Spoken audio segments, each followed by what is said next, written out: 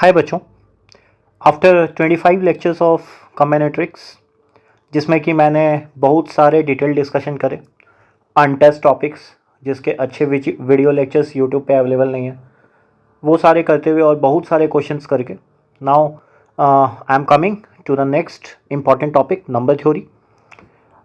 इसका लेक्चर 1 में divisibility rules हम लोग डिस्कस करेंगे। अच्छा, मैं ये बात बताना चाहता हूँ कि एक्चुअली परमुटेशन कॉम्बिनेशन ख़त्म नहीं हुई है, उसमें और भी कुछ टॉपिक्स हैं जो लेफ्ट आउट है। जैसे ग्राफ थ्योरी इंपॉर्टेंट है, सम ऑफ बाइनोमियल कोएफिशिएंट्स इंपॉर्टेंट है। मैं परमुटेशन कॉम्बिनेशन और बाइनोमियल थ्योरम को एक साथ लेके चला हूँ। तो अब ऐसा है कि नंबर थ्योरी के कुछ लेक्चर्स आएंगे, सपोज 10 लेक्चर्स आए तो फिर मैं परमुटेशन कॉम्बिनेशन के लेक्चर्स ऐड करूँगा उसमें। ठीक है, जैसे मान लो क्वेश्चन डिस्कशन करने हैं मुझे तो एक एक्स्ट्रा सेशन 3 घंटे के मैं ले लूँगा and then I will do the necessity कि हाँ चलो वहाँ पे परमुटेशन कॉम्बिनेशन डिस्कस करने हैं हमारे। उसमें और एक दो टॉपिक्स ऐड करने हैं मुझे, जैसे इनवेरिएंट हो गया।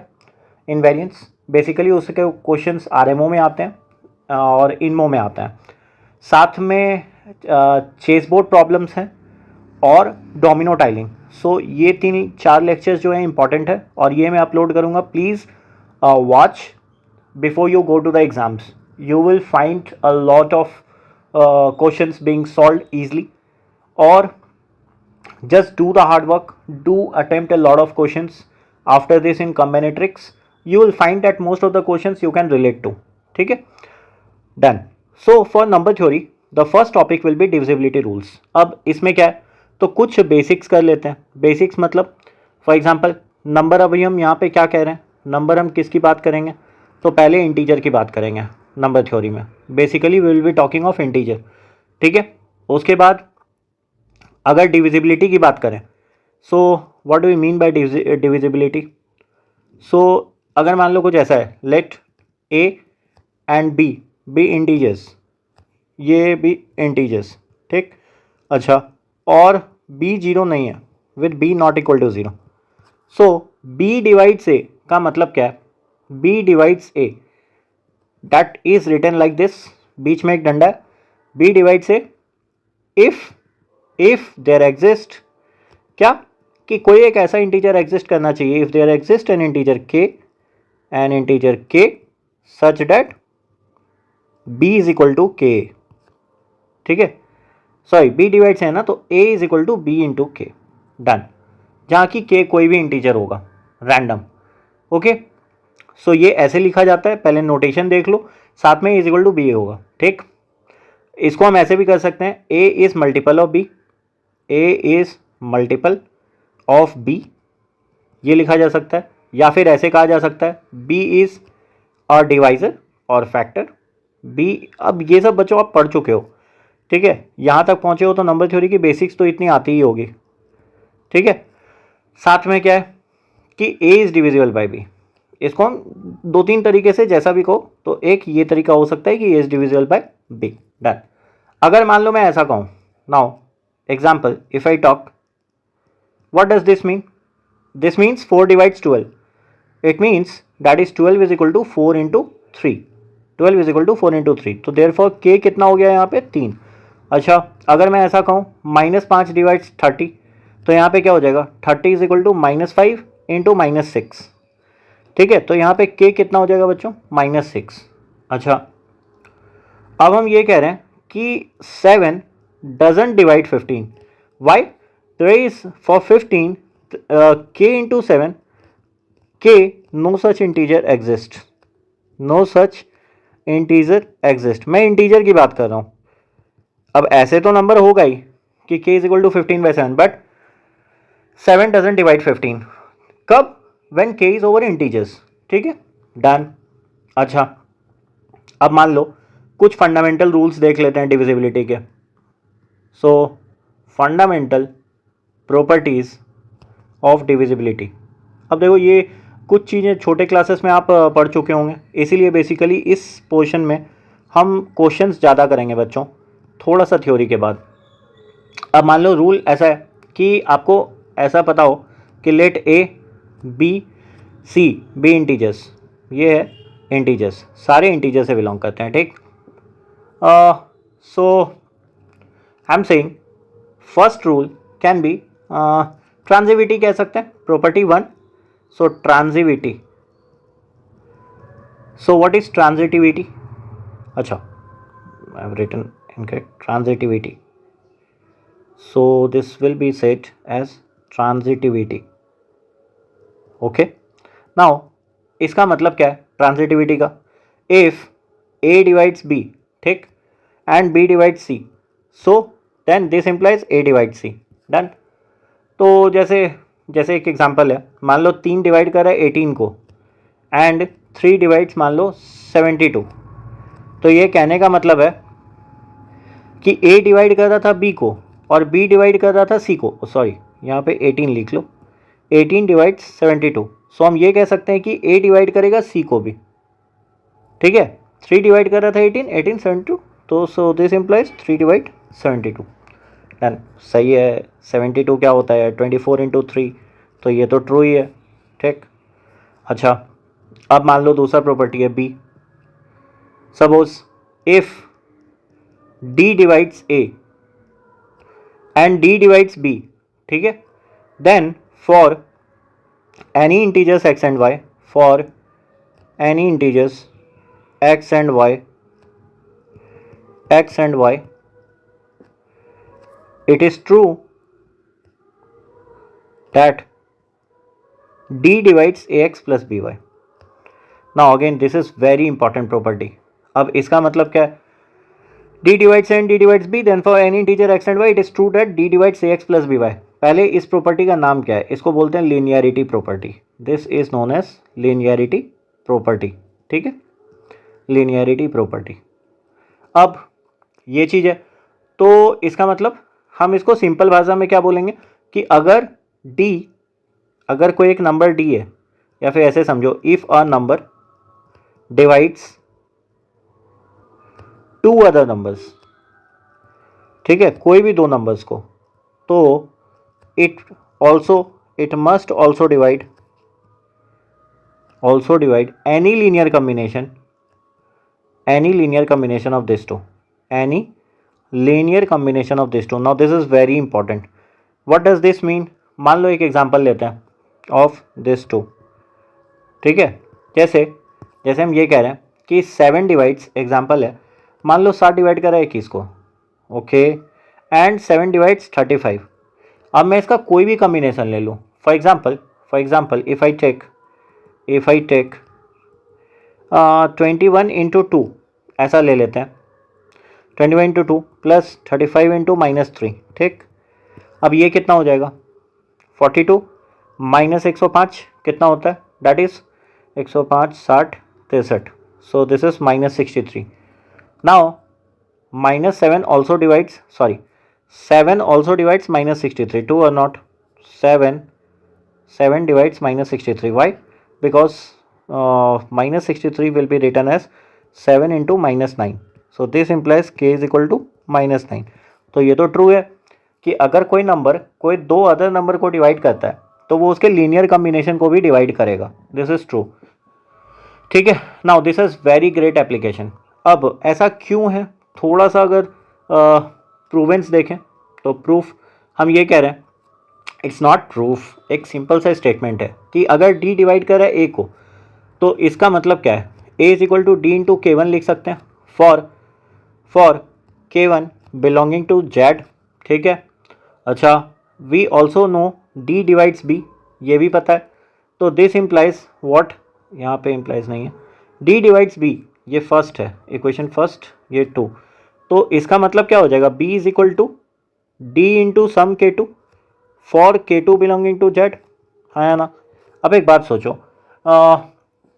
जब हम इसको ऐड करेंगे, ठीक है, so basically now according to question या फिर अकॉर्डिंग टू प्रॉपर्टी क्या लिखा हुआ है? हम ये कह रहे हैं कि ax plus B Y. So ax plus B Y कितना हो जाएगा बच्चों? So this will be a कितना है? d into K1 x plus d into K2 y. This implies that is equal to d बाहर ले सकते हैं तो K1 x plus K2 y. सो इसका मतलब क्या हो जाएगा, डी डिवाइड्स, जहाँ की k1 k2 x और y ये सारे क्या हैं बच्चे, इंटीजर्स, ठीक है। सो इसका मतलब क्या हुआ कि डी डिवाइड्स, देयरफॉर यहाँ पे लिख सकता हूँ मैं, therefore d divides a x plus B y, done, हो गया प्रूफ। अच्छा नेक्स्ट, अगर इसी में एक इम्पॉर्टेंट चीज़ बात करें, इसी प्रॉपर्टी का एक एडिशनल प्रॉपर्टी अगर बात करें, मतलब इसको ऐसे लिख लो ना, कॉरोलरी है, ठीक है, corollary. So if corollary, what does it say, if d divides a plus b and d divides a, ठीक है, then d divides b, then d must divide b. Actually ये कंडीशन है, ठीक है, कि अगर डी डिवाइड करता है ए प्लस बी को और डी डिवाइड करता है ए को, then d must divide b. तो ऐसा क्यों, तो खुद सोच लो, यहाँ पे d divides a plus b, इसका मतलब क्या है, a plus b is equal to some d into k one for k one belonging to z. अच्छा अब ये इक्वेशन 1 मान लेते हैं। Also a is equal to क्या हो जाएगा, d into some k two for k two belonging to Z. अब एक बात सोचो, यहाँ पे क्या हो रहा है कि a plus b is equal to d k one है, ठीक। सो बी कितना हो जाएगा, b will be equal to d k one minus d k two, ठीक है। Now for k one belonging to z, अच्छा मैं यहाँ पे एक स्पेसिफिक स्टेटमेंट ये दे रहा हूँ कि d is the only factor of a plus B यहाँ पे, तो इसमें क्या हो जाएगा कि d हम कॉमन ले लेंगे, k1 माइनस के टू, ठीक, where k1 k2 belongs to integer. Now so यहाँ पे क्या हो गया, d divides b, this implies d divides b, ठीक है, ये कंक्लूजन है। क्यों, क्योंकि मैं ये मान रहा हूँ कि d is the only factor of a plus B, d is the only factor of a, so basically here d will be the only factor of b, done। now so k1 minus k2 is also one of the factor, ये हो सकता है और नहीं, अरे मान लो ये 1 है, k1 minus k2 is equal to 1 है, तो मैं क्या बोलूँगा, d डिवाइड्स b तो बोल सकता हूँ। इसके 2 फैक्टर्स हैं, 2 फैक्टर्स, ठीक है, इसके भी 2 फैक्टर्स हैं, 2 फैक्टर्स, और तो 2 फैक्टर्स में से एक फैक्टर तो d हुआ ना, तो d डिवाइड्स b कह लो, ठीक है, डन। अच्छा ये हो गया। उसके बाद सपोज एक और कॉरोलरी हम ऐड कर सकते हैं, इसको हम 1 कह लेते हैं।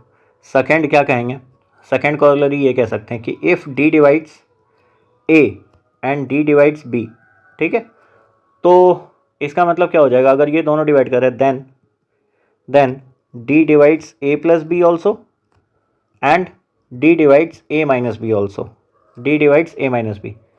सो यहाँ पे क्या हो जाएगा, एक्चुअली ये लिनियरिटी वो था ना, d divides a x plus B y वाला कंडीशन, तो यहाँ पे क्या मान लिया, x equal to 1 y is equal to 1, इस केस में क्या माने, x equal to 1 y is equal to minus 1, done. सो ये भी एक कंडीशन होता है। अब इसको प्रूफ करने की ज़रूरत नहीं है, ऊपर में प्रूफ किया हुआ है a x plus B y, उसमें x equal to 1 y equal to 1 put करो और x equal to 1 y equal to minus 1, answer आ जाएगा, ठीक है, डन। सो नाउ सपोज एक एग्जाम्पल लेते हैं, एग्जाम्पल कुछ ऐसा दिया है कि let n be a positive integer, b a positive integer, n एक पॉजिटिव इंटीजर दिया हुआ है, ठीक। If we know suppose that 6 divides n plus 1, ये पता है हमें, so is it true that 6 divides 5n plus 19?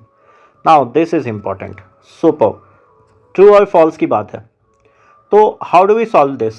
अब देखो इसमें मैन्युपुलेशन इंपॉर्टेंट है। मैन्युपुलेशन कैसे इंपॉर्टेंट है, हम लोगों ने ये देखा कि यहाँ पे क्या लिखा है 5n plus 19, सो 5n plus 19 को कैसे यूज़ करें कि 6 डिवाइड्स n plus 1 वाला केस आता है। तो एक काम करते हैं, 5n plus 19 को कुछ ऐसे लिखते हैं, can be written as 5 into n plus 1 plus 14, लिख सकते हैं क्या, बिल्कुल लिख सकते हैं। अब देखो हमें ये दिया हुआ है, according to question 6 divides n plus 1, आया ना। तो क्या मैं ये भी कह सकता हूँ कि 6 डिवाइड्स अगर n+1 है, so this also implies 6 divides 5 into n+1। अरे जब n+1 को डिवाइड करता ही है तो उसमें कुछ भी मल्टीप्लाई कर लो, 1 मल्टीप्लाई कर लो, 2 मल्टीप्लाई कर लो, 3 मल्टीप्लाई कर लो, ठीक है। So basically because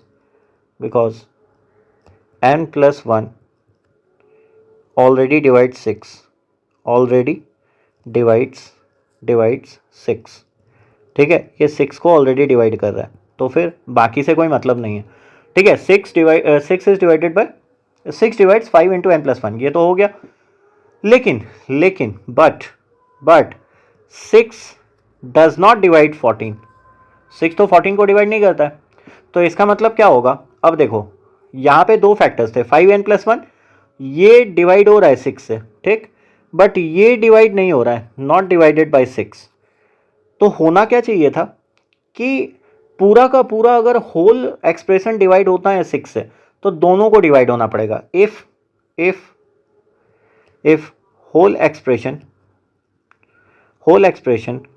has 6 as factor, has 6x factor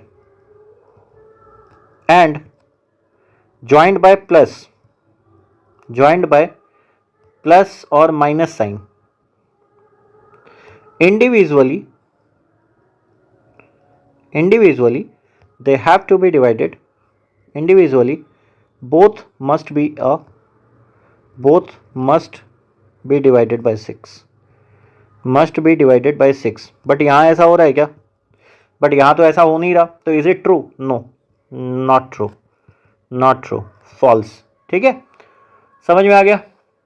चलो नेक्स्ट प्रॉपर्टी, ये कितना नंबर प्रॉपर्टी था बच्चों, दिस वाज प्रॉपर्टी नंबर 2, ठीक है, प्रॉपर्टी बी।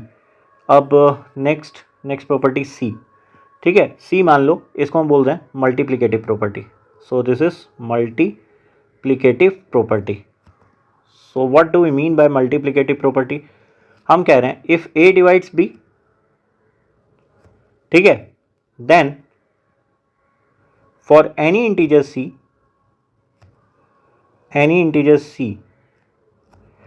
ए डिवाइड्स बी सी, ठीक है। व्हाट डज दिस मीन, इसका मतलब सिंपल है कि अगर एक नंबर दूसरे नंबर को डिवाइड कर रहा है तो it will divide any multiple of that number. True, ऊपर में तो यही यूज़ किए। इफ़ एनी नंबर, इसका सिंपल मतलब है if any number divides another, ठीक है, if any number divides another then it will divide any multiple of that number, काम ख़त्म, ठीक है, multiple of that number, okay. जैसे इसका मतलब क्या है, एग्जाम्पल मैं लूँ तो मान लो 8 डिवाइड्स 24, ट्रू है, तो therefore 8 also divides 24 into 10, superb. क्यों, क्योंकि 240 is equal to 8 into 30, superb, ठीक है, डन। अच्छा next property, this are easy properties. The number property कह रहे हैं comparison property, so next property is comparison. So comparison किससे करेंगे, let's see comparison property. So comparison क्या है कि if a and b are positive integers, okay, and a divides B, so then a is less than equal to b. ये true है, of course true है, क्योंकि divisor can not be the larger number. अरे a तो divisor है ना, a is divisor, so divisor can not be larger than dividend, simple है। अब बोलो सर ये प्रॉपर्टी तो पता है, लेकिन कुछ एडवांस नंबर थ्योरी के कंसेप्ट्स में ये भी यूज़ आएगा कहीं ना कहीं, इसीलिए मैं बता दिया, ठीक है। सो अगर मान लो मैं ऐसा कहूँ, फॉर एग्जांपल जैसे 12 है, तो 12 के फैक्टर्स क्या क्या हैं, factors of 12, so factors of 12 होंगे 1 2 3 4 6 12, सारे के सारे क्या हैं, लेस देन इक्वल टू 12, जिसको डिवाइड कर रहे हैं, डन। बेसिकली ये कहाँ पे यूज़ आ सकता है, ये यूज़ आएगा, कैसे आएगा? टू लिमिट, इसका यूज़ क्या है? To limit the number of possible cases in a problem, number of possible cases in a problem. Actually बहुत जगह पे पॉसिबल केस को ये रिड्यूस करता है। कैसे रिड्यूस करता है? सो मान लो सपोज ऐसा दिया हुआ है, से कुछ मान लो n-5 दिया हुआ है, ठीक। n-5 मान लो ये डिवाइड करता है किसी को, कुछ अच्छा नंबर ले लो, जैसे मान लो 100 को डिवाइड कर रहा है, ठीक है। तो हम क्या बोलेंगे कि n-5 can only be one of devices of 100। हाँ या ना? This is true, which is a finite list. तो यहाँ इस तरीके से हम इसको यूज़ कर सकते हैं। तो हर प्रॉपर्टी इंपॉर्टेंट है, ये नहीं कि प्रॉपर्टी छोटा है तो हटा दो इसको, ठीक है। This property is also important, understood, ठीक है। Now let's see the questions. पहला क्वेश्चन क्या कह रहा है? See, this is question number 1. For a certain integer n, it is given that 11 divides the expression 4n plus 3. Okay. Which of the following expressions must also be divisible by 11? Superb. ये divisibility rule का एक application, ऐसा question पहले भी हम लोग देखे हैं एग्जाम्पल में। तो how do we do this? अब देखो दिया हुआ क्या है कि 11 डिवाइड कर रहा है किसको? 4n plus 3 को। डन। अब हम क्या कर सकते हैं, इसमें कुछ भी मल्टीप्लाई कर सकते हैं, मतलब anything I can multiply, anything I can divide. तो हमें क्या बनाना है, मतलब नॉट डिवाइड, मल्टीप्लाई, सॉरी, मैं कोई भी इंटीजर मल्टीप्लाई करूं, multiply any integer and still it will be divisible, and still ये डिविजिबल होगा 11 से, still will be divisible bye 11। हाँ या ना? ठीक है।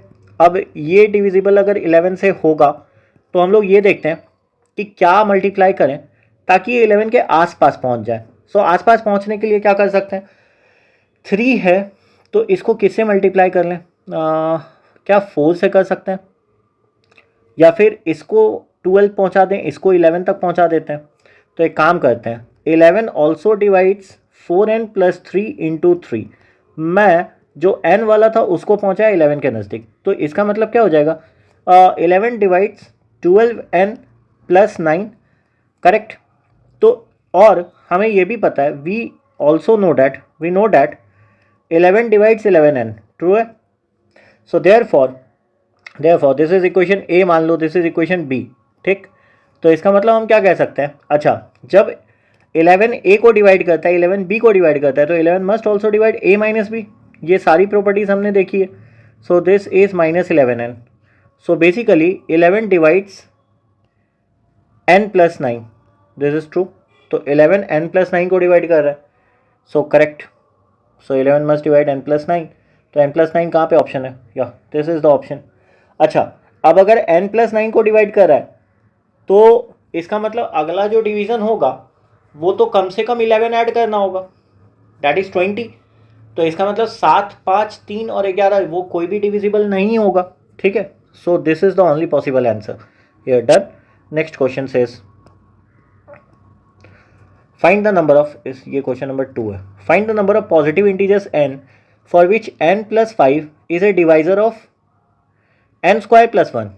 ओके, सो n plus 5 एक डिवाइजर है n square plus 1 का। इसका मतलब हम क्या कह सकते हैं कि n plus 5 डिवाइड करता है n square plus 1 को, ट्रू, ठीक है। अब इसका मतलब हम ये कह सकते हैं, फिर से वही बात है, यहाँ पे n plus 5 है, तो क्या करें ऐसा ताकि हमको ये पता चल जाए कि कितने पॉजिटिव इंटीजर्स हैं जो डिवाइजर होंगे n square plus 1 के। सो बेसिकली यहाँ पे n स्क्वायर है और यहाँ पे n plus 5 है। तो एक और बात हम कह सकते हैं, we know that n plus 5 also divides n plus 5 into n, this is true.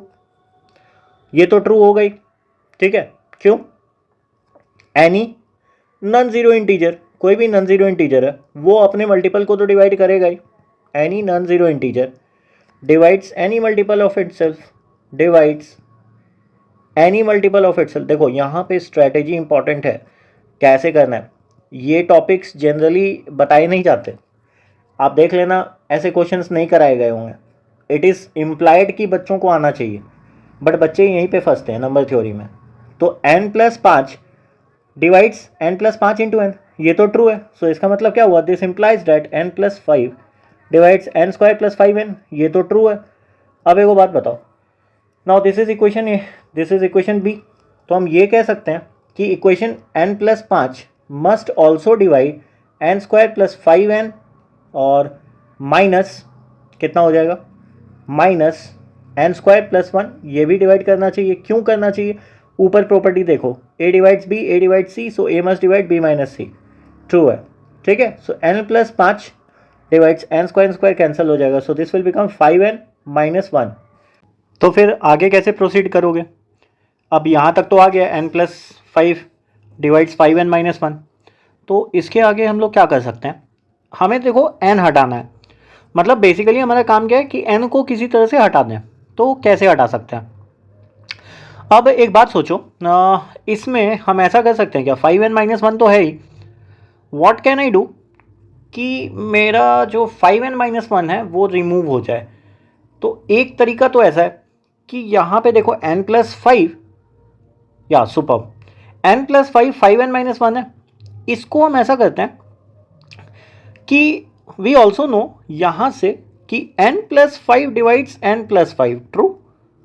हमको 5 रिमूव करना है, तो क्या हम ऐसा नहीं लिख सकते हैं कि 5 से मल्टीप्लाई कर दें इसको। अरे मैं कितना बार बोल रहा हूँ कि n+5 अगर n+5 को डिवाइड करता है तो उसके साथ उसका कोई भी मल्टीपल को डिवाइड करेगा। तो इसका मतलब n+5 क्या हो गया, 5n + 25 को डिवाइड करेगा। तो अब देखो ये इक्वेशन C है, ये इक्वेशन D है, ठीक। क्या हम D को C से माइनस कर दें, तो इसका मतलब हम क्या करेंगे, n+5 will divide 5n + 25 minus 5n + 1, हो गया। 5n gets cancelled, so n+5 divides 26, so n+5 divides 26, done. अब n+5 divides 26 इसका मतलब क्या होगा, क्योंकि n is positive, n is positive integer, n क्या बोल रखा है, पॉजिटिव इंटीजर। तो अगर n पॉजिटिव इंटीजर है तो इसका मतलब n+5 must be positive, must be positive, और क्या होगा वो, डिवाइजर एंड डिवाइजर ऑफ 26। इसीलिए देखो अब ये इंपॉर्टेंट था कि n+5 का लिमिटेशन वो 26 से छोटा होगा और उसके फैक्टर्स के बराबर होगा। ये प्रॉपर्टी अगर याद हो, मैं लास्ट वाली प्रॉपर्टी जो कराया था कंपैरिजन में, मैं इसीलिए कराया था। अब बहुत सारे बच्चों को लग रहा होगा कि हाँ this is very easy, but see है, आप रेस्ट्रिक्ट कर सकते हो इससे, एक चीज़ होता है। हाँ अभी ये छोटे क्वेश्चंस करा रहा, 5-6 लेक्चर्स के बाद जब कंबाइंड करूँगा तब तुम्हें पता चलेगा कि how can this become difficult. So n+5 must be positive and divisor of, किसका डिवाइजर बन जाएगा, डिवाइजर ऑफ 26। अब 26 का डिवाइजर क्या क्या होता है, 1, 2, 13 एंड 26। सो देयरफॉर n+5 1 हो गया, तो n कितना हो गया, -4, होगा नहीं। n+5 2 हो गया, तो n कितना हो गया, -3, ये भी होगा नहीं।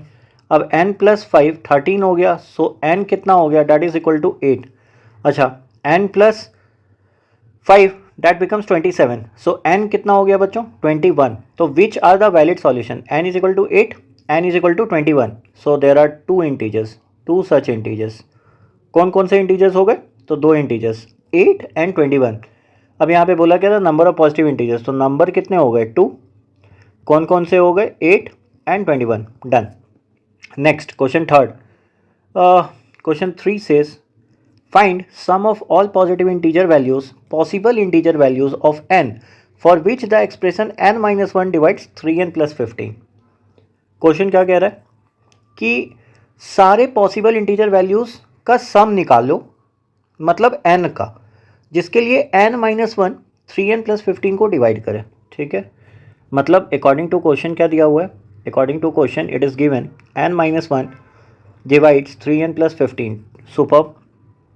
अब फिर से वही बात, तो हमको, मेरा उद्देश्य क्या, ऑब्जेक्टिव, इसको कांस्टेंट बनाना है, कांस्टेंट बनाना है,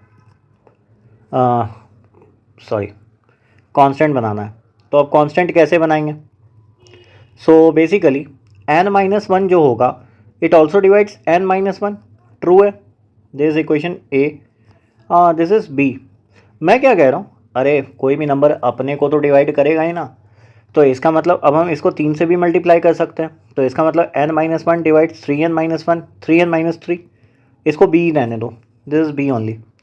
अब हम a माइनस बी कर रहे हैं, a माइनस बी मतलब a माइनस बी का मतलब ऐसा नहीं है, जैसे मैं ये कह रहा हूँ कि अगर a divides b and a divides c, अगर a b को डिवाइड करता है और a c को भी डिवाइड करता है, तो इसका मतलब a also divides b minus c. Done. तो यहाँ पे क्या हो जाएगा, n-1 divides 3n+15 minus 3n+3, so this becomes n-1 divides 18। अब n-1 अगर 18 को डिवाइड कर रहा, तो इसका मतलब क्या होगा कि ये फिर से वही बात, ये क्या होगा, n-1 मस्ट बी क्या क्या हो सकता है, 1 2 3 6 9 18। सो n-1 क्या हो गया, पहला तो 1, तो n कितना हो गया, that is n is equal to 2। ठीक है, फिर क्या हो जाएगा, n-1 कितना होगा 2, तो n कितना हो गया 3, फिर n-1 कितना हो गया 3, तो n कितना हो गया 4, और n-1 फिर से 6, तो n कितना हो गया 7, और n-1 9, तो n कितना हो गया 10, और n-1 इसी तरह 18, तो n कितना हो जाएगा 19। तो टोटल सम कितना हो गया n का, देखो क्वेश्चन क्या है, फाइंड सम, तो सम ही पूछा था, तो टोटल सम कितना हो गया 19 29 36 40 45। ठीक है, सो टोटल सम इज 45, तो sum of all positive integer that is equal to s is equal to 45। Done. ठीक है, नेक्स्ट क्वेश्चन। नेक्स्ट क्वेश्चन क्या कह रहा है बच्चों, late s be the set of all integers n for which n square minus n plus 1 is a divisor of n cube plus n plus 1। अच्छा, ये divide कर रहा है n cube plus n plus 1 को। From the set S, two distinct numbers a and b are chosen. How many such pairs a b can be found where the product is negative? ठीक है, so question पहले क्या है कि ये कह रहा है according to the question n square minus n plus 1 जो है वो डिवाइड कर रहा है n cube plus n plus 1 को। ठीक है, नाउ जिन बच्चों को थोड़ा सा स्ट्रैटेजी समझ में आया तो मैं ये तो कह सकता हूँ कि अभी तक के केसेस में मैंने करा क्या है, एन क्यूब और एन को हटाने की कोशिश करी है। अब कैसे हटेगा वो खुद कोशिश एक बार करो, तुम्हें समझ में आएगा। You pause the video, you try to do it by yourself. ठीक है, स्ट्रैटेजी यहीं से है। आगे के लेक्चर्स तुम्हें तभी समझ में आएंगे जब तुम्हें डिविजिबिलिटी रूल्स अच्छे से आते हो। ठीक है, वरना कोई भी नई प्रॉब्लम्स में अटक जाओगे। तो बात ये है, पहले ये निकालो, तो फिर सेट देख लेंगे हम लोग कितने इंटीजर्स हैं। मतलब हम लोग n निकाल लेंगे, फिर उसमें से 2 नंबर चूज करेंगे, फिर देखेंगे कि उसका प्रोडक्ट नेगेटिव कैसे आ रहा है। ये तो परमुटेशन कॉम्बिनेशन है अगर लगेगा तो। ठीक है, सो पहला केस देख लेते हैं। अब देखो हमें ये तो दे रखा है, तो यहाँ से हम एक बात कह सकते हैं क्या, खुद सोचो फिर से। ये क्वेश्चन मान लो a दे रखा है, हम इतना तो कह सकते हैं n square minus n plus 1 divides n square minus n plus 1, ये तो हो ही सकता है। अब मैं इसको जानबूझ के n से मल्टीप्लाई कर दिया और इसको इक्वेशन b बोल दिया, तो what does this imply, also ये लिख लो यहाँ पे, this implies n square minus n plus 1 will be divisible by n cube minus n square plus n. ये हो गया। अब एक काम करते हैं, ऐसा हो गया तो फिर सब्ट्रैक्ट कर लेते हैं। किसको, a को b से सब्ट्रैक्ट कर लेते हैं। तो जब सब्ट्रैक्ट करेंगे, सब्ट्रैक्ट मतलब ऐसा कह रहे हैं, इट्स नॉट डायरेक्ट सब्ट्रैक्शन। मैं कह रहा हूँ a b को डिवाइड करता है, a c को डिवाइड करता है, सो a b माइनस सी को डिवाइड करेगा। ठीक है, सो यहाँ पे सेम चीज़ है। So therefore n square minus n plus 1 will divide n cube cut गया, एन स्क्वायर रह गया, एन कट गया और प्लस 1 बचा, so this is left out. ठीक, अब कैसे करें, अब कैसे करें, तो यहाँ पे फिर से मुझे एक बात दिख रहा है, यहाँ भी एन स्क्वायर है, यहाँ भी एन स्क्वायर है, मतलब कहीं ना कहीं तो कैंसिल होगा। ये इक्वेशन, इसको हम लोग मान ले रहे हैं सी है। अगेन मैं ये कह सकता हूँ कि n square minus n plus 1 divides n square minus n plus 1। अरे ये तो ट्रू ही है, कोई भी नंबर अपने को तो डिवाइड करेगा 0 छोड़ के, और ये 0 हो नहीं सकता। क्यों, n को 0 भी ले लो तो this can not be 0, n को नेगेटिव भी अगर लोगे तो again this can be 0, but यहाँ पे कह दिया है ठीक है, there is nothing that has been said, but still if you take n as negative, so again it can not be negative, it will become positive. क्यों? N square positive ही होगा और माइनस माइनस प्लस हो जाएगा। ठीक है, सो फिर से माइनस कर दो। अब फिर से माइनस करोगे तो क्या होगा? दिस इज इक्वेशन डी, तो सी को डी से माइनस कर देते हैं। सो माइनस मतलब फिर से वही होगा, n square minus n plus one. So from c and d, from c and d मैं क्या कंक्लूड कर रहा हूँ कि n square minus n plus one किसको डिवाइड करेगा? So n square minus n square वो हो गया एन, सिर्फ एन रह जाएगा। ठीक है, अब यहाँ तक आ गया, n square minus n plus one divides n. Now what to do? अब फिर से मैं यहाँ पे ये कह रहा हूँ कि मुझे एन नहीं चाहिए, I don't need an. So what is the way? क्यों? क्योंकि अगर एन वेरिएबल होगा तो डायरेक्ट कंक्लूजन नहीं निकाल सकते। सो इसका वैल्यू कहाँ से निकाल सकते हैं हम लोग? How to find out? तो हमको एन सब्ट्रैक्ट करना है। किसी में एन आया है क्या? नहीं, अभी तक तो किसी में नहीं। So n square minus n plus one divides n, तो कैसे लाएंगे एन? सो देखो, इतना तो हम लोग कह सकते हैं कि n square minus n plus one अगर एन को डिवाइड करता है तो n square minus n plus one will also divide n square, correct? ये तो ट्रू हो गई। सोच लो, क्यों? अरे एन इंटू एन कर लिया, एन इंटू एन कर लिया, यहाँ से इंटू एन कर लिया, तो क्या दिक्कत है? कुछ भी नहीं। तो अब एक बात सोचो, ये इक्वेशन ई हो गया। अब सी और ई को देखो, सी और ई में फ्रॉम सी एंड ई अब कंक्लूजन हो जाएगा। कैसे? तो therefore n square minus n plus one divides n square plus one minus n square. So basically ये कितना बचा? N square minus n plus one divides one. ठीक है, सो इसका मतलब अब ये डिवाइड कर रहा है वन को, तो n square minus n plus one का वैल्यू क्या क्या हो सकता है? अब डिवाइजर वन का डिवाइजर तो दो ही होता है, दिस इज वन और माइनस वन, तो काम तो खत्म ही हो गया। तो n square minus one n plus one can either be one, this are the divisors of one, divisors of one. Zero मत कह देना, one by zero is not defined. ठीक है, और n square minus n plus one is equal to minus one, तो यहाँ पे ये कट गया, तो एन कितना आया? N minus one is equal to zero, which implies n is equal to zero comma one. और इस केस में क्या हो जाएगा? N square minus n plus one plus two, so this is plus two equal to zero. और यहाँ से कुछ वैल्यू आएगा क्या? B square minus four a c, तो इसके लिए no real values, no real values, no real values. क्यों? इसका डिस्क्रिमिनेंट जो है वो वन माइनस कितना आ रहा है? Four a c, four two eight, that is minus seven, जो कि लेस देन जीरो है। तो डिस्क्रिमिनेंट में नो रियल सॉल्यूशंस हो जाएगा, नो रियल वैल्यूज़। तो इसका मतलब हमारे पास सॉल्यूशन क्या बचा? दो ही, और बोला क्या था? S be the set of all integers. तो एस क्या है? S is equal to zero comma one, ये आ गया। अब ये आया तो पूछ रहा है कि प्रोडक्ट ए और बी ऐसे चूज़ करना है ताकि नेगेटिव हो। अब इसमें तो हो ही नहीं सकता नेगेटिव, तो अगर नेगेटिव नहीं हो सकता तो क्या हो जाएगा? So is there any number? तो how many pairs? No pairs, no pairs, और कह सकते हो zero pairs, zero pairs satisfy this. ठीक है, ज़ीरो पेयर्स कुछ भी सेटिस्फाई नहीं करेगा। नेक्स्ट क्वेश्चन, अब क्या कह रहा है बच्चों? This is question number four. ये क्वेश्चन नंबर कितना था बच्चों? हाँ, third, fourth, this was fourth. So next question is fifth.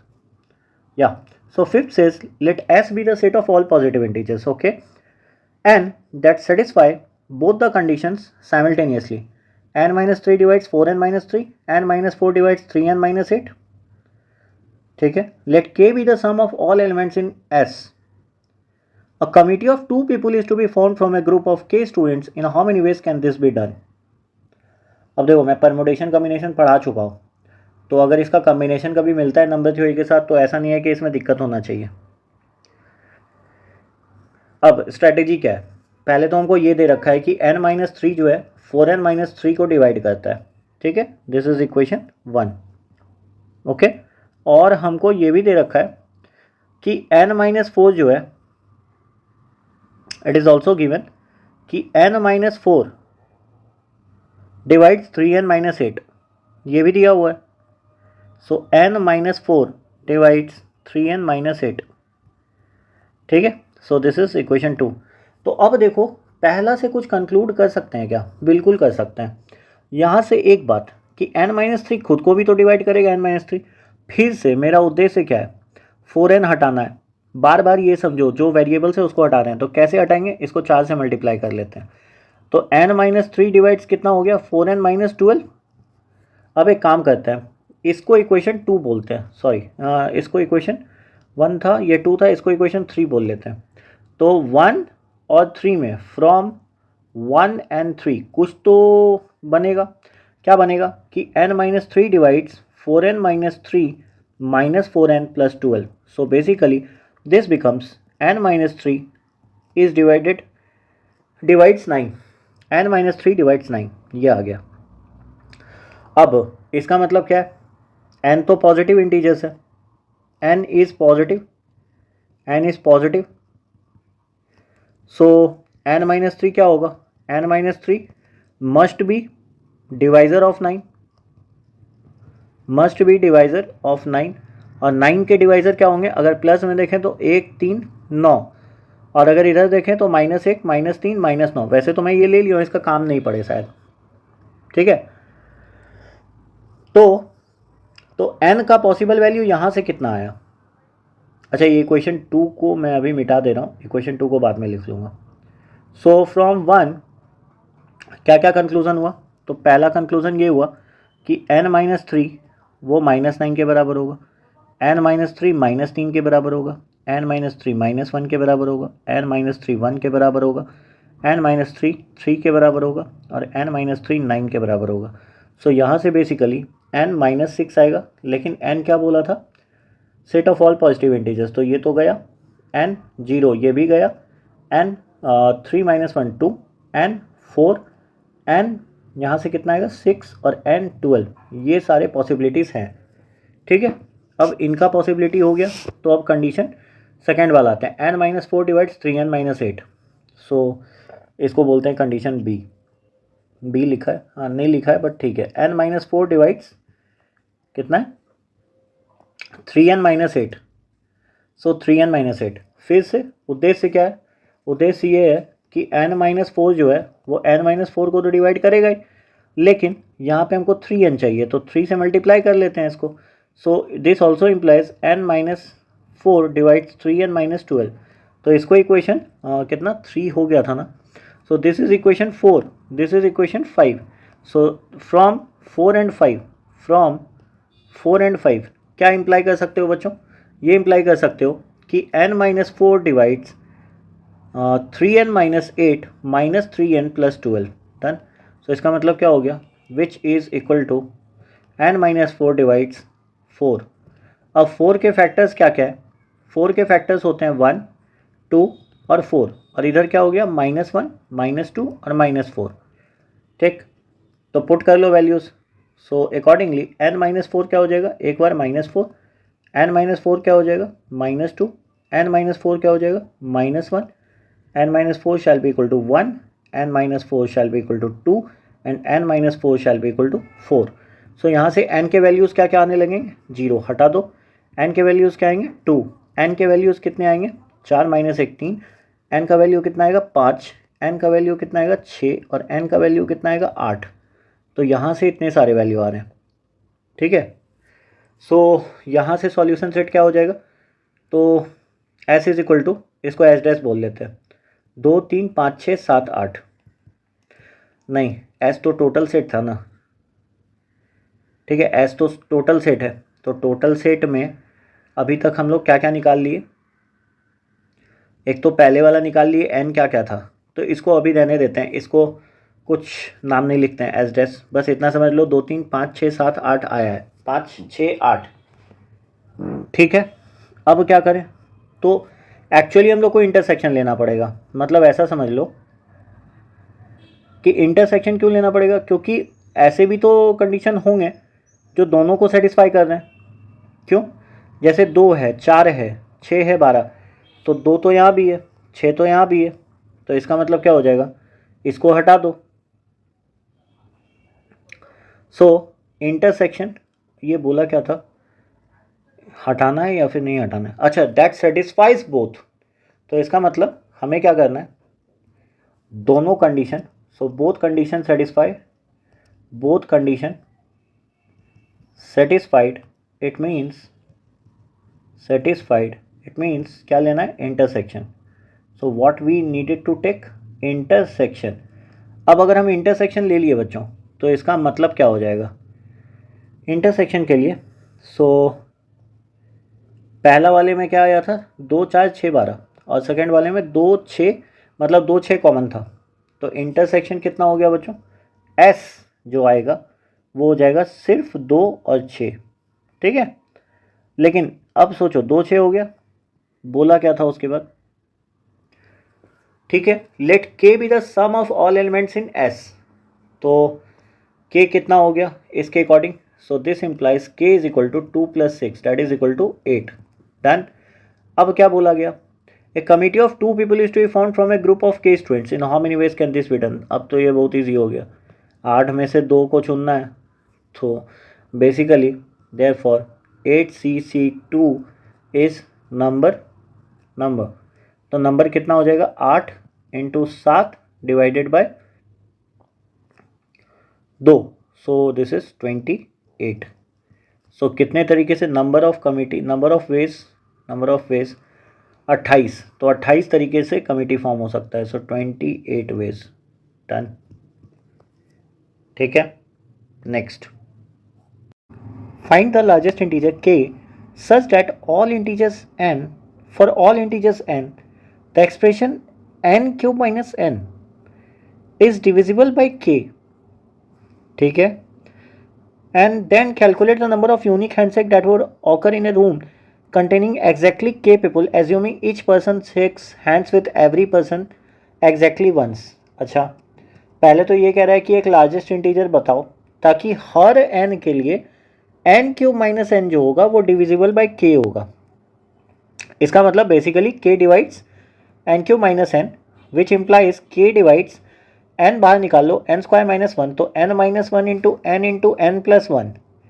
अच्छा, n is belonging to integers, तो इसका मतलब ये 3 कंसेक्यूटिव इंटीजर्स की बात कर रहे हैं, 3 कंसेक्यूटिव इंटीजर्स, ठीक है, 3 कंसेक्यूटिव इंटीजर्स। अब एक बात बताओ, 3 कंसेक्यूटिव इंटीजर कोई भी उठा लो और पूछा है कि लार्जेस्ट क्या होगा, देखो 1 तो होगा ही, 1 तो सबको डिवाइड कर लेगा, लेकिन लार्जेस्ट क्या होगा। तो एक बात सोचो, कोई भी 3 कंसेक्यूटिव इंटीजर लिखो, मैं पॉजिटिव लिख रहा हूँ 1 2 3 या फिर 2 3 4, तो एक बात सोचो 1 2 3 में मतलब 3 में से एक तो 2 से डिविजिबल होगा ही, 3 कंसेक्यूटिव है तो भाई एक इवन तो होना ही है। अब देखो 3 कंसेक्यूटिव है तो एक ऑड भी होना है, मतलब या तो 2 ऑड हो जाए या तो 2 इवन एक ऑड हो जाए, ठीक है। तो जो भी हो, एक नंबर 2 से डिवाइड होगा, ठीक है, at least 1 is divided by 2, 1 is divided by 2, कम से कम बाई 2, एटलीस्ट मैं एटमोस्ट की बात नहीं कर रहा, उससे ज़्यादा भी हो सकता है, क्या फ़र्क पड़ता है। अब देखो इसने क्या कहा कि एग्जैक्टली एक is divisible by 3 also, 3 consecutive integer तो हो गया, काम खत्म। तो इसका मतलब होना क्या चाहिए कि जो के का जो वैल्यू है वो क्या होगा, 2 और 3, मतलब मिनिमम क्या हो जाएगा 6, तो k is equal to 6 is the largest integer, ठीक है, is the largest integer. Test करना है तो ये कर लो, ठीक है, मान लो n को 2 ले लो, ठीक है, लेट्स से एग्जाम्पल मैं दे रहा हूँ, n को 2 ले लो एक, तो 2³ - 2 क्या हुआ, 6 आया ना। तो इसका मतलब क्या हुआ, ग्रेटेस्ट कॉमन डिवाइज़र क्या हो सकता है, 6 से बड़ा नहीं हो सकता है, ठीक है, जो सबके लिए हो। तुम यहाँ पे देखो क्या बोला है, फॉर ऑल इंटीजर्स n³ - अब किसी का मन होगा सर n को आप 50 ले लो ना, तो 50³ - 50 तो सर वो तो उससे बड़ा सा भी डिविजिबल होता है, भाई मैं सब इंटीजर्स की बात कर रहा हूँ, तो सबसे पहले मिनिमम वाला केस तो देख ही लेंगे ना। अब तुम बोले सर तो n को 1 ले लो, अरे 1 ले लेंगे तो 6 से फिर भी तो डिविजिबल होगा, बाकी सारे केसेस के लिए भी देखेंगे ना, ठीक है। So done. अब लार्जेस्ट बोला है तो लार्जेस्ट में 1 नहीं ले सकते सिर्फ, ठीक है, done. Next, so next question says, अच्छा इसमें सेकंड पार्ट तो बाकी रह गया, क्या बोल रहा है, then calculate the number of unique handshakes that would occur in a room containing exactly k people. अच्छा 6 लोग हैं, हैंडशेक होने हैं 6 पीपल, हैंडशेक्स होने हैं, तो सिंपल है 6C2, तो 6 इंटू 5 डिवाइडेड बाई 2, तो टोटल कितने हैंडशेक्स हो जाएंगे 15 यूनिक हैंडशेक्स, 15 यूनिक हैंडशेक, हो गया काम ख़त्म। चलो ये पोर्शन हो गया। नेक्स्ट अगला क्वेश्चन, लेट्स से, अच्छा ये क्वेश्चन नंबर कितना था बच्चों, so this is question number 5 6, ये 6 था, दिस इज 7, क्वेश्चन नंबर 7। तो 7 क्या कह रहा है, let S be set of integers, set of integers, कौन से इंटीजर्स, तो n, ठीक है, सच डैट n कहाँ से कहाँ बिलोंग कर रहे हैं, n is an element of 100 to 200, ठीक है, दोनों इंक्लूडेड, और n क्या है, n is even, okay, and n square minus 1 is divisible by 3, is divisible by 3, 3 से डिवाइड हो रहे हैं, ठीक। Let's see be the number of elements in S, number of elements in S में जितने नंबर ऑफ एलिमेंट्स है वो है ये, ठीक है। Now you have C identical marbles, ठीक है, C identical marbles to distribute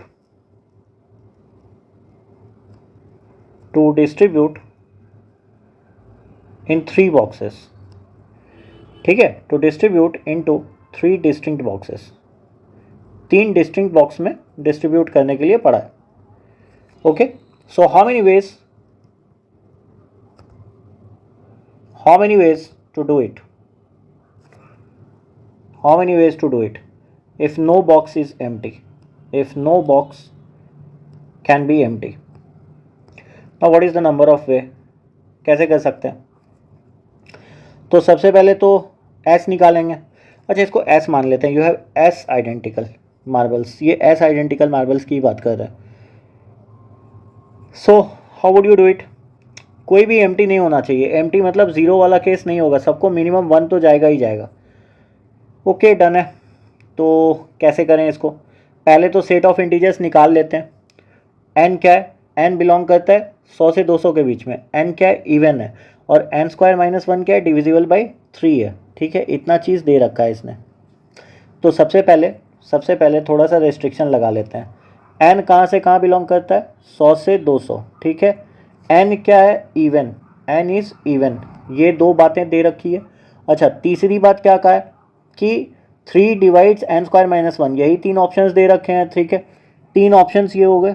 तो अब क्या करना है, इनको एनालाइज कर लो। अब फिर से वही बात कि इसको कैसे एनालाइज करेंगे, 3 divides n square minus 1, so how do we analyse this, now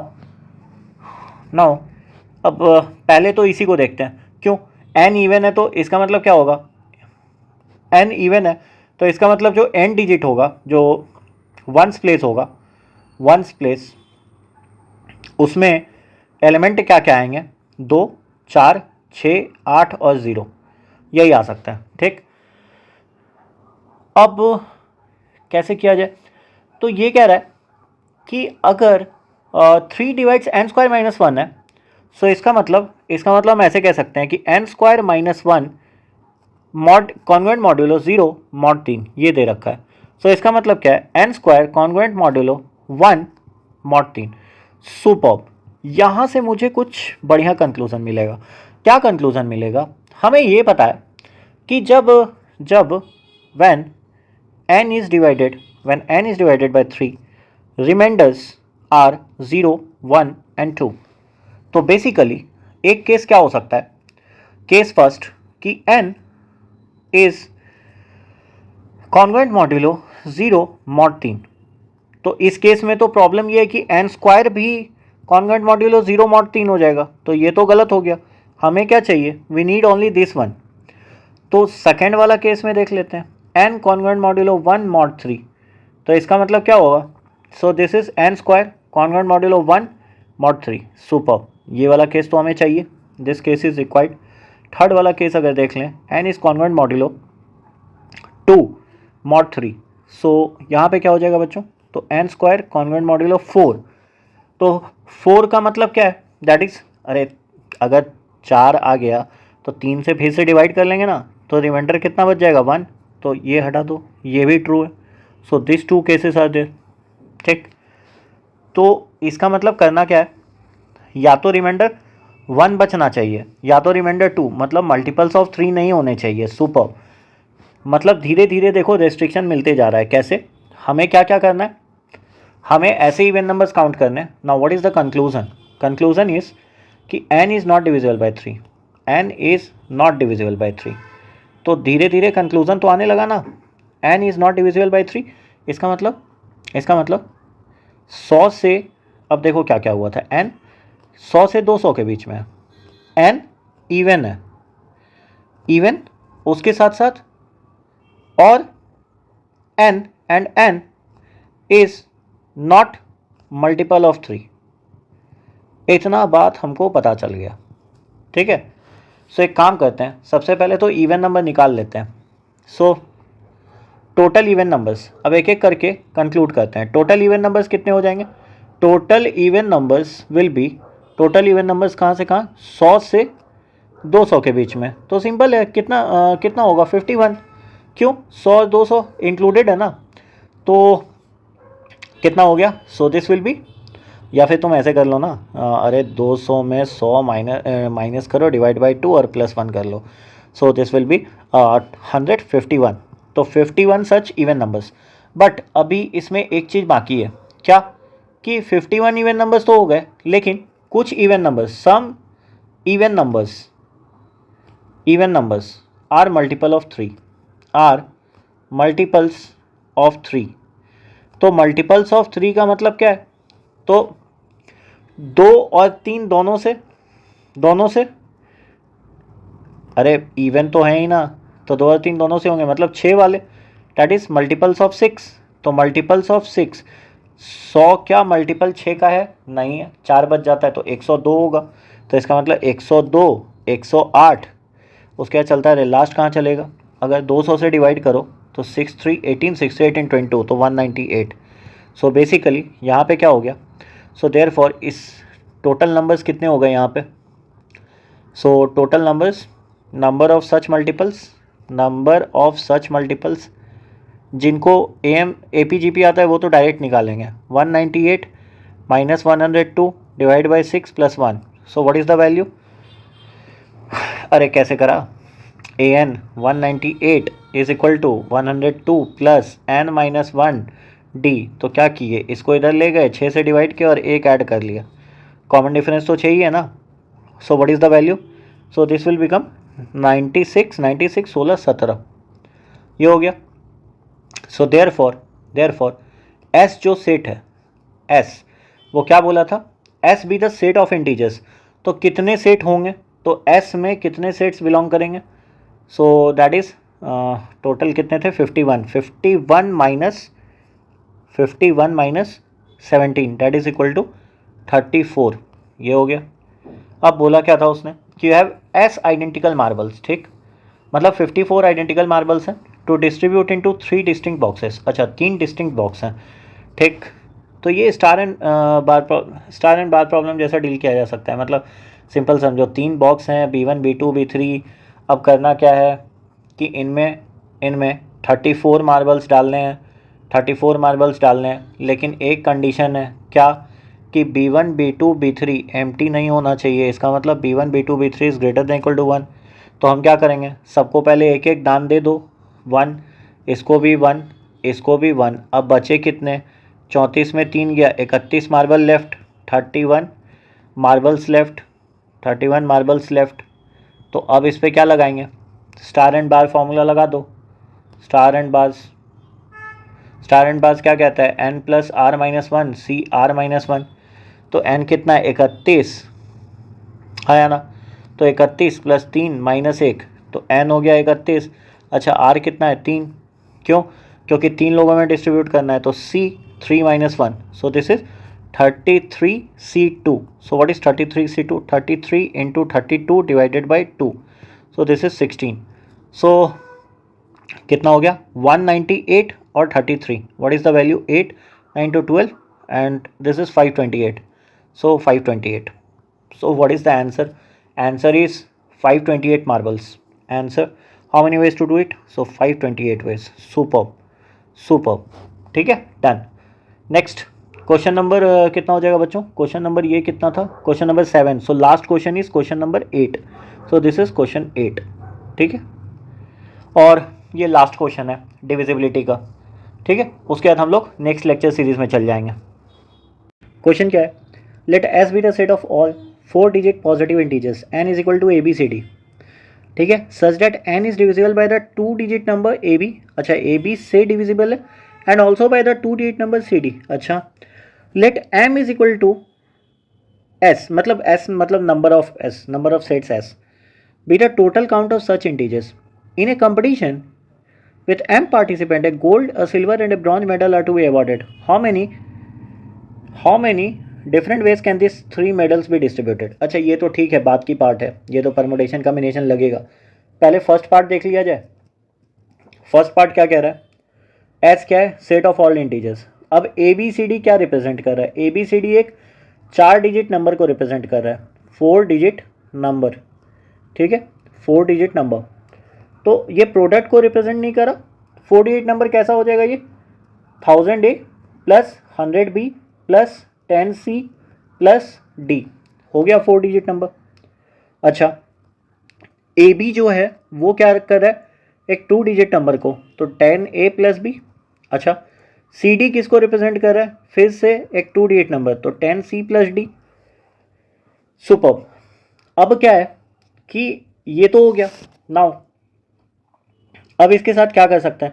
तो इसको हम ऐसे तो लिख सकते हैं. So therefore n can be written as 1000 a plus b है ना, तो इसको ऐसे कर लेते हैं, 100 बाहर निकाल लेते हैं. 10 ए प्लस बी मतलब ए बी बार, और 10 सी प्लस डी को क्या लिख सकते हैं? C D bar. ये ऐसे भी लिख सकते हैं. दिस इम्प्लाइज, ये क्वेश्चन 1 था, ये क्वेश्चन 2 है. ठीक, अब क्या बोला है क्वेश्चन बोला है कि जो ए बी सी डी है वो ए बी से भी डिविजिबल है और सी डी से भी डिविजिबल है. सुपर. इसका मतलब नाउ केसेस क्या केसेस है? तो पहला कि ए बी जो है वो एन से डिवाइड होता है. इसका मतलब हम ये कह सकते हैं कि ए बी जो है वो 100 A B plus C D bar से डिविजिबल है. क्यों? एन का मतलब तो यही है यहाँ पे. अच्छा, तो इसका मतलब अब फिर से वही सोचो.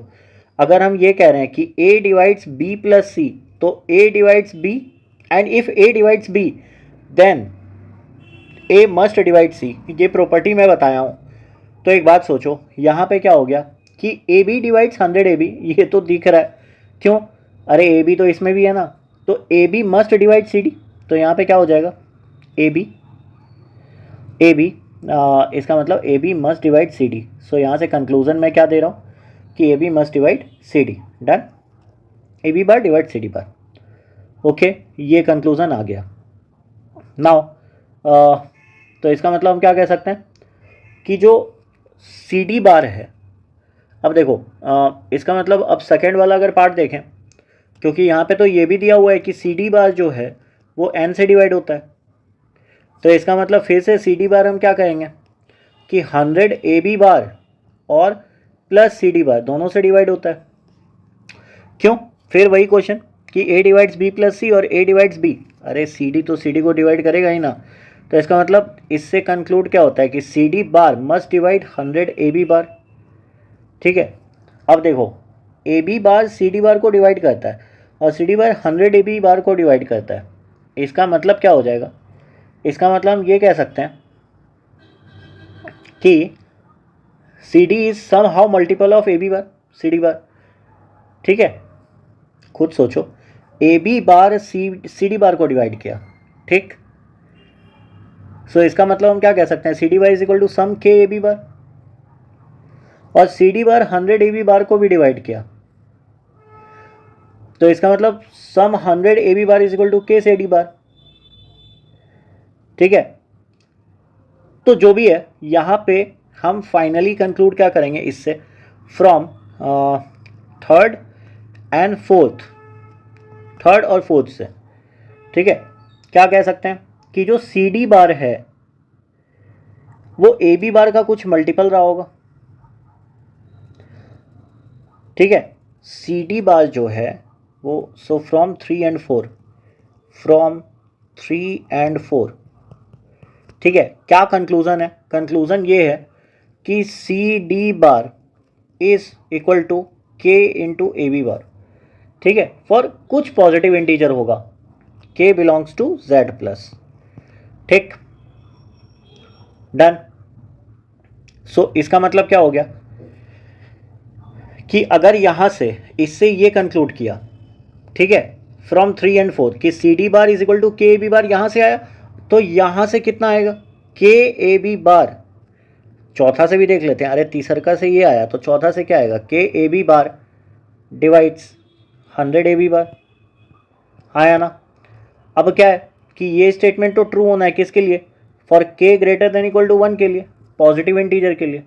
तो इसका मतलब अब हमको ये, अरे ये क्यों ट्रू है, क्योंकि ए बी बार तो ए बी बार को डिवाइड करेगा ही ना, तो इसको हटा दो, तो सिर्फ यही वाला केस हम देख लेते हैं। Now therefore C D bar is equal to K into A B bar चाहिए, ठीक। तो पॉसिबल वैल्यूज़ क्या क्या हो सकता है के का, के 1 हो सकता है, 1 जब होगा तो C D bar is equal to A B bar हो जाएगा। इसका मतलब therefore possible values of A B bar, ये कितना हो जाएगा, 10, 11 से लेके कहाँ तक, 99 तक, ठीक है। क्यों, अरे 2 डिजिट नंबर है ना, 2 डिजिट नंबर, सो 2 डिजिट नंबर क्या क्या हो जाएगा, 10, 11, 12 से लेके 99, फिर के इज इक्वल टू 2 ले लो, तो के इज इक्वल टू 2 लेंगे तो C D is equal to कितना हो जाएगा, 2 ए बी बार। अब इस केस में क्या होगा, नाउ 2 ए बी बार, क्योंकि ये 2 डिजिट नंबर है तो 2 ए बी बार हमें कहाँ से कहाँ चाहिए, 99 से कम चाहिए, तो ए बी बार हमें कहाँ से कहाँ चाहिए, 49.5, मतलब 49.5 से कम या बराबर, और इंटीजर चाहिए, तो इसका मतलब ए बी कहाँ से कहाँ होगा, ए बी 10 से लेके 49 तक होगा।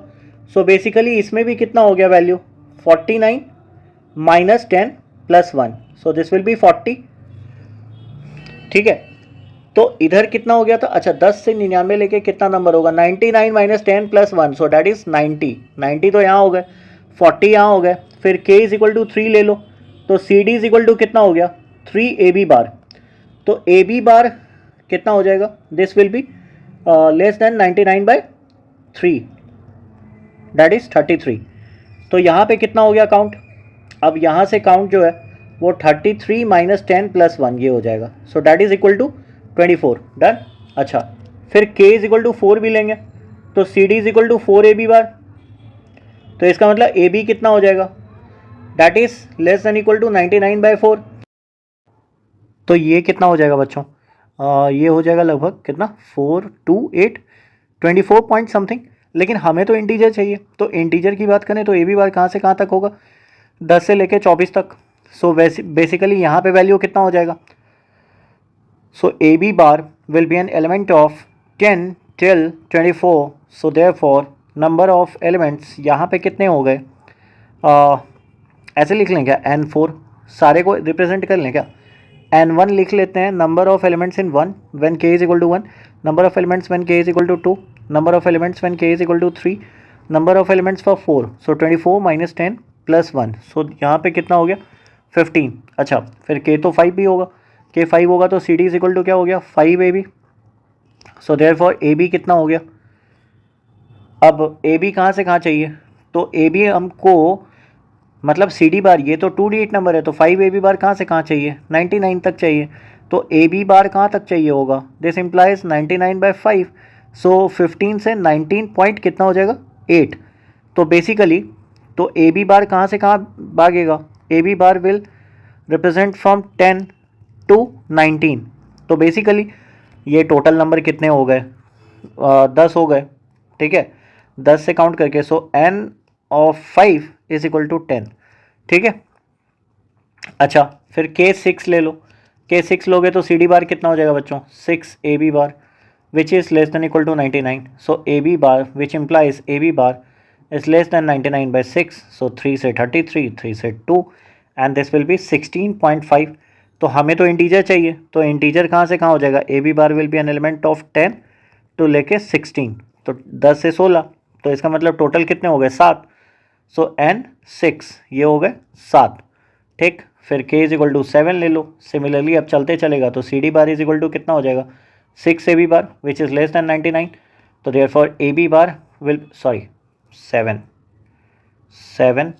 ए बी बार, क्यों के 7 लिए हैं ना, तो A B bar will be 99 bar 99 by 7. So 14 point something. तो एन ऑफ 7 ये कितना हो गया 10 से लेके 14 तक. तो this will be N 7 is equal to 5. N 7 कितना हो गया 5. अच्छा, फिर k इज इक्वल टू 8 ले लो. तो सी डी बार कितना हो गया 8 A B bar. So this is less than 99. तो this implies A B bar will be less than equal to 99 by 8. So 12 8 96 होता है, तो 12 पॉइंट समथिंग समथिंग होगा. बट हमें क्या चाहिए, हमें तो इंटीजर्स चाहिए. तो A B bar is an element of क्या हो जाएगा 10 11 12. तो ये कितना हो गया एन 8 3 हो गया, फिर लास्ट में 9. उससे ज़्यादा तो होगा नहीं. क्यों नहीं होगा, अभी पता चल जाएगा. अरे ए बी बार कहाँ तक आए, ए बी बार खुद 2 डिजिट नंबर है. तो ए बी बार 10 से 99. तो अगर उससे बड़ा वैल्यू ले लेंगे, अभी देखते हैं सी डी बार कितना हो गया बच्चों. तो सी डी बार हो गया 9 A B bar less than 99. So A B bar of course less than equal to 11. तो नंबर ऑफ एन 9 कितना हो गया 2. अच्छा, अब एक बात है कि k greater than equal to 10 ले लेंगे तो सी डी जो है वो, क्योंकि यहाँ पे क्या आया था C D is equal to K A B bar आया था. तो अगर इससे बड़ा नंबर ले लिए 10 से बड़ा या बराबर, तो इस केस में सी डी 3 डिजिट नंबर हो जाएगा. C D would be 3 digit number, और जो कि हमको चाहिए नहीं. 3 डिजिट नंबर नहीं चाहिए. क्यों नहीं, कैसे हो जाएगा, क्योंकि अरे ए बी भी तो कहाँ तक है, देखो ए बी भी तो एक 2 डिजिट नंबर है. तो अगर ए बी एक 2 डिजिट नंबर है और अगर हम वैल्यू बड़ा करें के का 10 ले लें, तो इस केस में सी डी कैसे बन जाएगा 3 डिजिट नंबर बन जाएगा. अरे यहाँ से मल्टीप्लाई करो ना, 10 से मल्टीप्लाई कर रहे हो ना. सो अगर 10 ले लेंगे तो 9 पॉइंट समथिंग आएगा ना, तो वैल्यूज़ तो आएंगे ही नहीं, तो अलाउड है ही नहीं. So if it is not allowed then total values कितने हो गए. So what is the total value. तो टोटल वैल्यू हो जाएगा, अच्छा टोटल वैल्यूज़ को कुछ बोला गया था बच्चों, क्या बोला गया था m. ठीक है, so this is m is equal to s, और कैलकुलेट करते हैं यहाँ से. n 1 कितना आया है 90, 90 प्लस 40 130 154 154 169 179 186 191 191 194 196. So total is 196. ठीक है, तो टोटल हमारे पास पार्टिसिपेंट्स कितने हो गए 196 पार्टिसिपेंट्स, 196 पार्टिसिपेंट्स. ठीक है, और हमको कुछ मेडल्स वगैरह देने थे.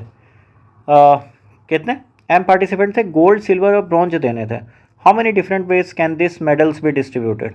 तो सिंपल है, 3 मेडल हैं तो ऑर्डर मैटर करता है. ऑर्डर मैटर करेगा तो इसका मतलब हमको क्या देखना है परमुटेशन. तो परमुटेशन देख लेते हैं. सो इसका मतलब 196 में से एक गोल्ड, एक सिल्वर और एक ब्रॉन्ज चाहिए. ठीक है, हाँ ब्रॉन्ज ही था ना, या गोल्ड सिल्वर ब्रॉन्ज. तो 196 में से किसी एक को चुन लो, उसके बाद बचे 195, उसको सिल्वर दे दो, उसमें से 194. So that will be the answer. So therefore ये मल्टीप्लाई कर लेना, this value is will come out to be 74,14,680. So this will be the answer. ठीक है, so this completes first part of divisibility and thank you. Next part we will do Euclid's division lemma.